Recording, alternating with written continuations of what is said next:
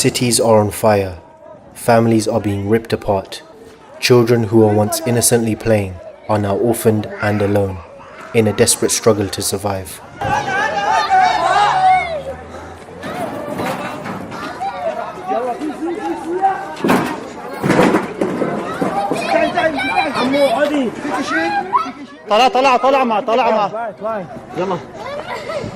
This is the reality for hundreds of thousands of Syrians who are caught between the ongoing conflict throughout the land. Their hopes for a better tomorrow is continually diminishing, and their call for aid is being ignored.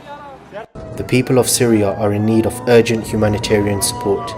Areas like Eastern Ghouta are under siege, with almost 400,000 people in that area alone in constant agony. Over 1.6 million Syrians are internally displaced. This number will continue to rise unless the vital aid that is needed is provided.